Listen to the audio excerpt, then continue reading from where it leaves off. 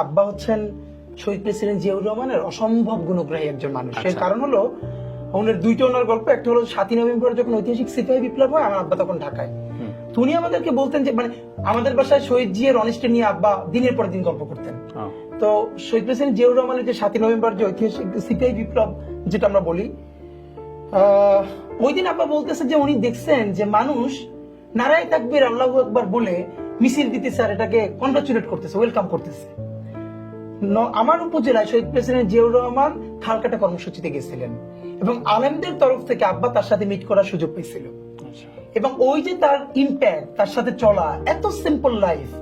এবং আমি আপনাকে বলি, এটা আব্বা আমাকে বলছে অনেক পরে, আমি এইটা আবার অনুরণন পাইছি। মানে আব্বা যখন বলে তখন তো আমরা ছোট। সর্বশেষ এটা আমার দেশ পত্রিকায় সম্ভবত 2011 সালে জিয়াউর রহমানের পেশ সচিব ছিলেন, ভদ্রলোকের নামটা এই মুহূর্তে বলি, উনি এখন আমেরিকায়। শহীদ প্রেসিডেন্ট জিয়াউর রহমান মারা যাওয়ার পরে উনি আবার ভয়েস অফ আমেরিকায় যোগ দিছে। হ্যাঁ, আবার যোগ দিছে। উনি বাংলাদেশে আসছিলেন। তা আমার দেশ ওনার দুইটা ইন্টারভিউ ছাপছে। উনি একসময় চলচ্চিত্র নায়কও ছিলেন, আর জিয়াউর রহমান ওনাকে ডাইকে আবার ওনার প্রেস সচিব বানাইছিলেন।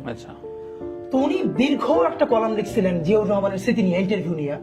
তো সেইখানে উনি বলতেছেন যে জিয়াউর রহমান, ওনার একটা কাজ ছিল, কাজটা হলো জিয়াউর রহমান যখন উনি প্রচুর জেলা সফরে যাইতেন, তো যেই জেলায় যাবেন তার আগের দিন সার্কিট হাউসে ফোন করে ডিসি কে জানানো অথবা ডিসি কে বলা যে তুমি সার্কিট হাউসে খাবেন, যে প্রেসিডেন্ট ভাতের সাথে একটা সবজি, একটা মাছ, একটা মুরগি বা ডাল, মানে আপনি ভর্তা দেন, সবজি দেন, মাছ দেন, 4 আইটেমের বেশি হতে পারবে না।